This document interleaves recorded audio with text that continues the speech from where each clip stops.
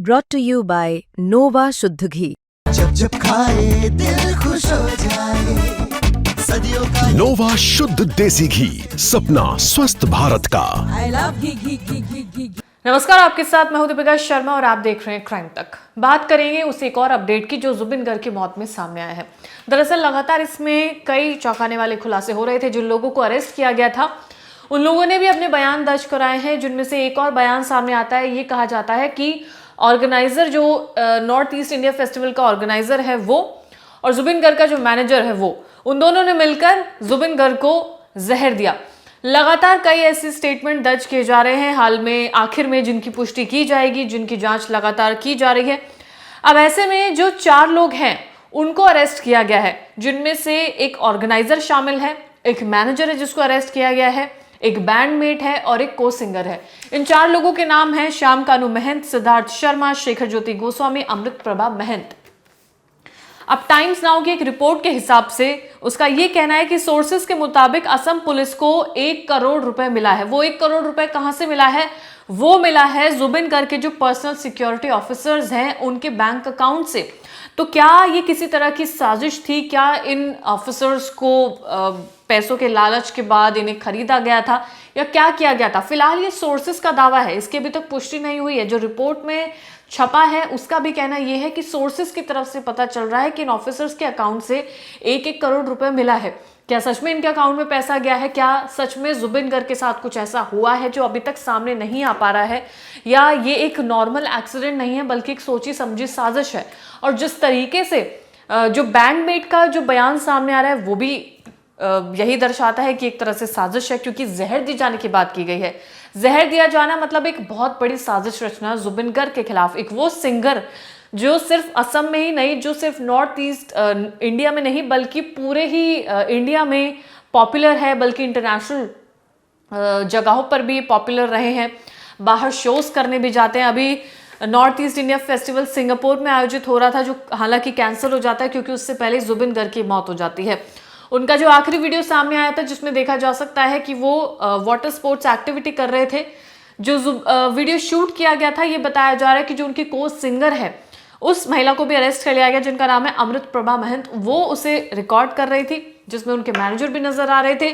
तो ये सभी लोग शक के घेरे में है। क्या उस वक्त कुछ ऐसा हो रहा था जो उसे छुपाए जाने की कोशिश की जा रही थी? क्या ऐसी कोई पीछे साजिश है जिसे अभी तक सामने नहीं ला पाया जा रहा है? हालांकि जो रिपोर्ट दर्शाती है वो भी मैंने आपको बताया। इसके अलावा 9 लोगों की टीम गठित हुई है, यानी कि स्पेशल इन्वेस्टिगेटिव टीम है जो इस पूरे मामले की जांच कर रही है।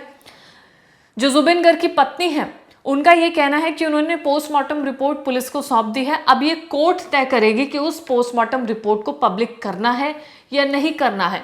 उस पोस्टमार्टम रिपोर्ट के जरिए ये तमाम चीजें पता चलेंगी कि जुबिन गर्ग के साथ क्या हुआ था। क्या वो सच में उनकी मौत डूबने की वजह से हुई थी?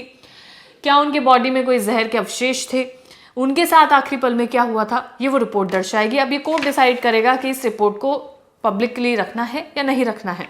असम के सीएम ने कहा कि स्टेट गवर्नमेंट ने सेंट्रल गवर्नमेंट से रिक्वेस्ट की है कि इनकम टैक्स डिपार्टमेंट ईडी उन लोगों के बैंक अकाउंट की तलाशी करे, उन लोगों के बैंक अकाउंट को छाने जो लोग इसमें अरेस्ट हुए हैं, ताकि पता चले कि क्या आखिरी के पलों में कुछ ऐसा ट्रांजैक्शन हुआ है, क्या ये तमाम चीज़ें पैसों के लिए की गई हैं, क्या कुछ पैसों के वजह से इन लोगों के बीच में कोई खटास हुई थी, क्या कोई दुश्मनी की बात थी।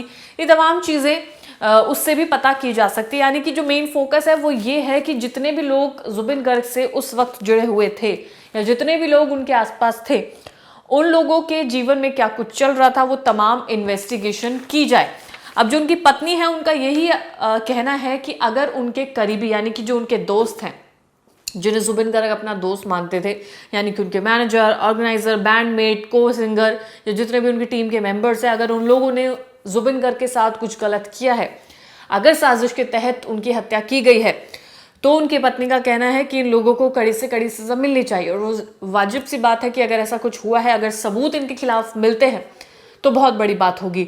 लेकिन क्या सच में इनके खिलाफ सबूत मिल पाएंगे, ये भी एक सबसे बड़ा सवाल है। हालांकि जो बयान लगातार दर्ज किए जा रहे हैं, उसके बाद जो ऑर्गेनाइजर और मैनेजर है उनका कहना यह है कि जो बैंडमेट ने आरोप लगाए हैं, यानी कि वो आरोप कि इन्होंने जहर दिया था, वो इन लोगों ने खारिज कर दिए हैं। जाहिर सी बात है कोई एक्सेप्ट करेगा नहीं, अगर किया है तो भी नहीं। तो ये जो तमाम चीज़ है, कश्मकश है, वो लगातार चल रही है। हालांकि इन्वेस्टिगेशन लगातार अपने चरम पर है। जो एसआईटी गठित की गई है वो लगातार इसमें लोग अरेस्ट भी हो रहे हैं, एफआईआर भी दर्ज की जा रही है, लोगों के स्टेटमेंट भी दर्ज किए जा रहे हैं, पोस्टमार्टम रिपोर्ट भी पुलिस को दे दी गई है। तो इसमें कहीं ना कहीं जो 19 सितंबर को एक्सीडेंट हुआ था, यानी कि बताया जा रहा है कि एक्सीडेंट है कि डूबने की वजह से मौत हुई, क्योंकि सिंगापुर की पोस्टमार्टम रिपोर्ट में यही सामने आया था कि जुबिन की मौत डूबने से हुई है। हालांकि दोबारा भारत में आखिर भी पोस्टमार्टम किया गया है, उसकी रिपोर्ट उनकी पत्नी के पास है, पत्नी ने पुलिस को दी है, पुलिस सब कोर्ट में देगी, कोर्ट का फैसला जो भी होगा वो पता चलेगा कि रिपोर्ट हमें दिखाई जाएंगी या नहीं दिखाई जाएंगी। अब ये जो शख्स है बैंडमेट, यानी कि जिसका नाम है शेखर ज्योति गोस्वामी, इसने बड़े बड़े खुलासे किए हैं, बड़े बड़े बयान दिए हैं। उन्होंने कहा कि हमें वीडियो ना शेयर करने के लिए कहा गया था, यानी कि जो आखिरी पल में वीडियोस बनाए गए हैं वो भी शेयर नहीं करने हैं। इन्हीं का आरोप है कि इन लोगों ने, मैनेजर और ऑर्गेनाइजर ने जुबिन को जहर दिया था। इन्होंने ये भी कहा कि जब जुबिन गर्ग की नींद पूरी नहीं हुई थी, फेस्टिवल में गए थे, जब काफ़ी वक्त से उनकी नींद पूरी नहीं हुई थी, वो सो नहीं पा रहे थे, पार्टीज चल रही थी लगातार, तो ऐसे में किसी समुद्र में लेकर जाना, उन्हें वाटर स्पोर्ट्स एक्टिविटी कराना, ये एक बहुत बड़ी बेवकूफ़ी थी, उन्हें नहीं कराना चाहिए था। क्योंकि जुबिन गर्ग की अपनी मेडिकल हिस्ट्री है, उनको अटैक्स आते हैं, पहले भी अटैक्स आए हैं, और ऐसे में उनकी कंडीशन को मद्देनज़र रखते हुए मैनेजर की जिम्मेदारी थी कि उनके साथ कुछ भी ऐसी घटना ना घटे या कोई भी ऐसी प्रैक्टिस ना हो जिसकी वजह से उनको खतरा हो सकता है। हालांकि ये वहाँ पे हुआ, हमें वाटर स्पोर्ट्स एक्टिविटी करते हुए हम सभी ने देखा, वो समुद्र में नजर आए, वो उसमें कूदे भी, तो कहीं ना कहीं ऐसी चीजें हैं जो अपने आप में कनेक्टेड होती हुई नजर आ रही हैं। शेखर गोस्वामी ने कहा कि मैनेजर, उसके ऑर्गेनाइजेशन ने, जो ऑर्गेनाइजर है इस इवेंट का, नॉर्थ ईस्ट इंडिया फेस्टिवल का, वो और जुबिन गर्ग के मैनेजर हमेशा जुबिन गर्ग के साथ रहते थे, उनकी शैडो बनकर रहते थे, ये उनकी जिम्मेदारी थी कि उनका ध्यान रखा जाए। हालांकि जो अब इसमें लेटेस्ट अपडेट लगातार सामने आ रहे हैं, वो पैसों से जुड़े अपडेट्स भी सामने आ रहे हैं, वो पॉइजन से जुड़े अपडेट सामने आ रहे हैं। पुष्टि इनकी लगातार अभी भी होनी बाकी है। पोस्टमार्टम रिपोर्ट सामने, अब हमारे सामने नहीं आई, लेकिन उनकी पत्नी के पास है, पुलिस के पास है, तो उससे भी काफ़ी चीज़ें पता चल सकती हैं। जांच अपने चरम पर है, जांच लगातार की जा रही है।